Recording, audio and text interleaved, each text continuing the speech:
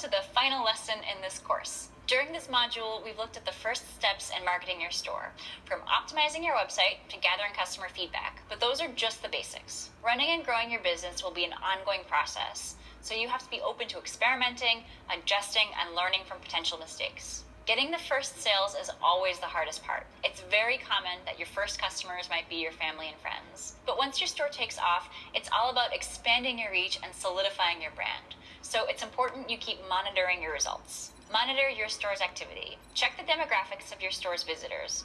Who are they? Where are they from? What age range do they represent? Knowing who's interested in your products can help you adjust your messaging and make shopping in your store feel like a more personalized experience. If you see that some of your products or designs are not performing as well as others, think of ways you can make them more appealing. Create a special deal for these products, highlight them on your social media accounts, or offer these items at a discount as a bonus at checkout. On the other hand, if some of your products are seeing great sales numbers, think of extra promo activities. For example, set up extra social media ads for the product. Create a bestsellers category in your store and feature it at the top of your page. Plan a giveaway on your social media with your top-selling designs, or offer a bigger variety of products with your best-selling designs. If you're selling a popular design on a t-shirt, add it to other products, for example, hoodies, posters, or mugs. Follow your niche and market trends. E-commerce trends come and go, even within a specific niche. So for your business to keep growing, you should always keep your finger on the pulse of what's popular with your customers. Follow popular creators within your niche. Be active in interest groups that cover your target audience. Look for new platforms you might reach potential customers. If you're actively following along with what's trending in your niche, you can get new ideas for designs or products. Listen to your customer feedback and see how you can apply it to your store. If a lot of customers are interested in specific colors or sizes that you don't carry, see if you can introduce them to your selection. Also, keep an eye on your competitors. Learn and experiment. With the ever-changing nature of e-commerce and digital marketing, you have to be open to learning and trying out new methods and strategies. Print on demand is a great business model for experimenting with your products and design collection, since you don't have to print your products in bulk. And you should also be flexible with your marketing efforts, especially at the beginning of your e-commerce journey. There's so many approaches you could take, not all of them will end up working for your brand. And that is completely okay.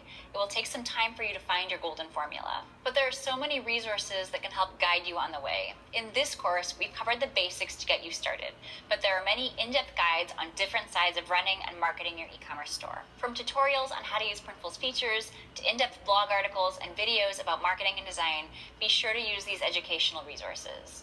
We're here to help you make the most of your online store.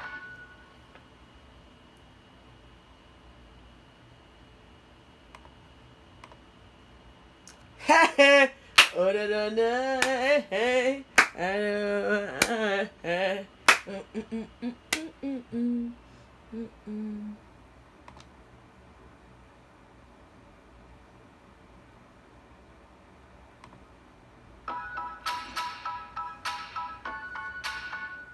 Congratulations on finishing our course for print-on-demand beginners. I hope that these video lessons helped you with learning more about the POD business model, setting up your Printful account, and publishing your first products. Setting up your own e-commerce store is a great achievement, and I hope our video guides have made the process easy for you. Now, as I mentioned in the last lesson, don't forget to keep learning and growing. Explore our other video courses and individual video lessons. Your notes and the extra resources for this course will be available for you at any time. Learning is the best way to grow, so once again, congrats on mastering our course. And remember that the road to e-commerce success has its ups and downs, but regardless, stick with it and we'll be there to support you along the way.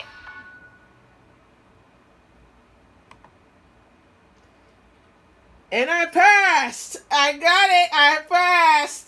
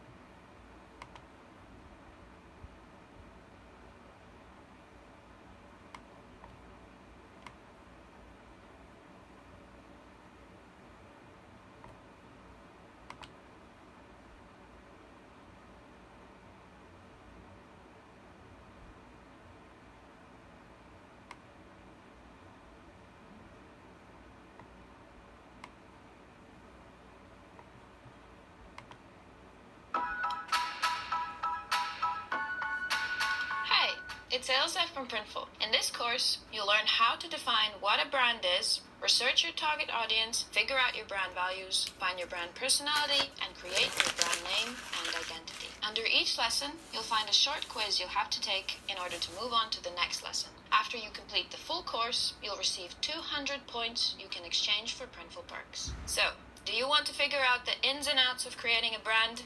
Well then, see you in the next lesson.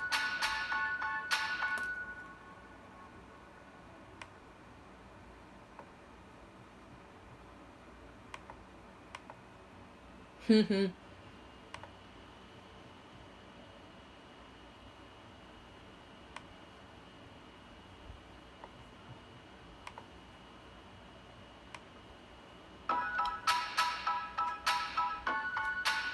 let's start with the basics. Before we get into the details of how to create a brand, we should answer the question, what is a brand?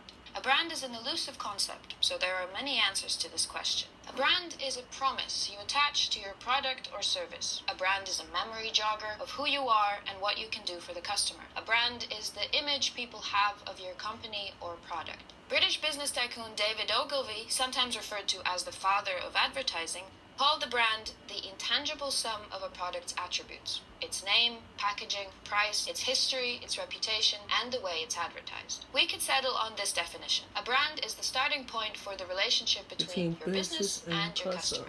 A brand is, in a way, much like a person. It has its history, an identity, a personality. It attracts people or puts them off. Creating, or rather finding out what your brand is a complex process, but one that in the long run will benefit your business. A well-crafted brand will increase awareness of your company, build trust between you and your customers, help you stand out from your competitors, and ensure your customers do the work for you through word-of-mouth marketing. Remember, ultimately, the brand is defined by your customers, not by you.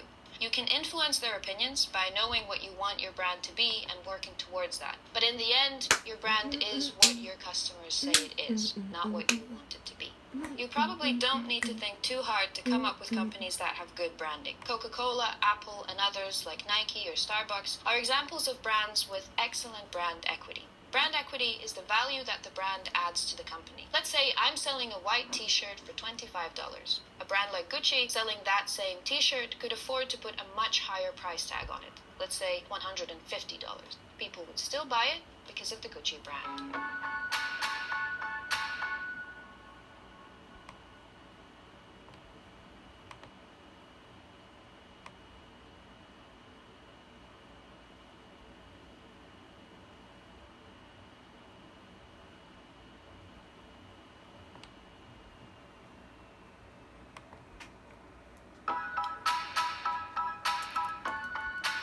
But what kind of things can we brand? In short, almost anything. It isn't only companies or products that can have a brand attached to them.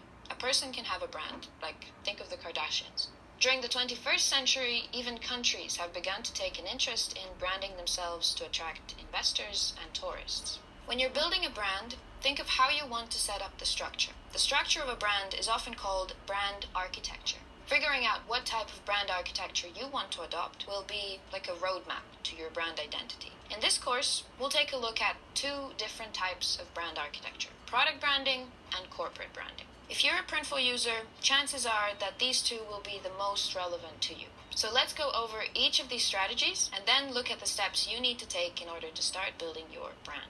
The most cited examples of companies that use product branding are Unilever or Procter & Gamble. Unlike popular brands like Coca-Cola or Nike, these two never use the company name to market their products. Instead, they create a distinct brand strategy for each product. Think about Dove and the body spray Axe, two entirely different brands with different audiences and identities, but both belong to Unilever. The parent company is barely even mentioned, except perhaps in small print on the label. If you choose to go with product branding, this means your messaging will be narrower than with corporate branding.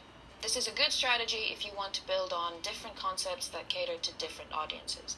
This allows for more leeway in your branding strategy. When the market changes, you will be able to adapt your product or create a new one. And it doesn't necessarily have to be a specific product. You can build several small stores that each cater to a different niche. One of your stores can sell to travelers, whilst another one to homebodies. But if you want your business to resemble a brand like Apple or Adidas, where all products fall under one distinct brand, you should turn to corporate branding. The name corporate might sound slightly intimidating, but you don't necessarily need to have a corporation to use this branding strategy. Corporate branding means that the company itself is at the center of the brand, like Apple. iPhone, iMac, and iPad are all different products, but they all fall under the umbrella of Apple. That's what makes them so valuable. If you go with this strategy, then the values and reputation of your business are of utmost importance. Your company has to be able to evoke trust in the customer.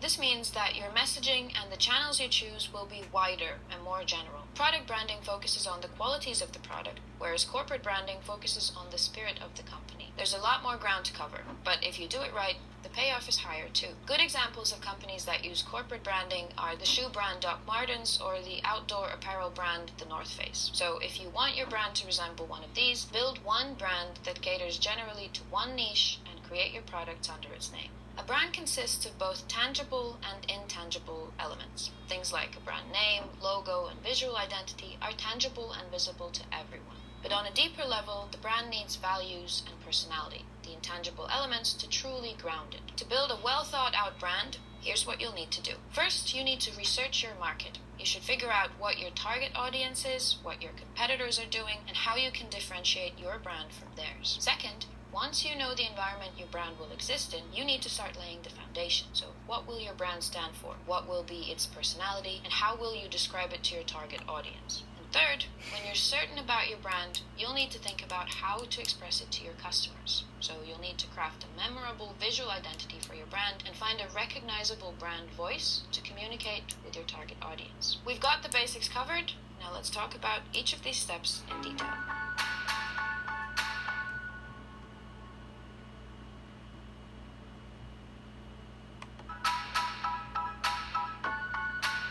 What kind of things can we brand? In short, almost anything. It isn't only companies or products that can have a brand attached to them. A person can have a brand, like think of the Kardashians. So it's During the 21st persons, century, people. Even countries have begun to take an interest Countries in branding and businesses themselves to attract investors and tourists. When you're building a brand, think of how you want to set up the structure. The structure of a brand is often called brand architecture. Figuring out what type of brand architecture you want to adopt will be like a roadmap to your brand identity. In this course, we'll take a look at two different types of brand architecture: product branding and corporate branding. If you're a Printful user, chances are that these two will be the most relevant to you. So let's go over each of these strategies and then look at the steps you need to take in order to start building your brand. The most cited examples of companies that use product branding are Unilever or Procter & Gamble. Unlike popular brands,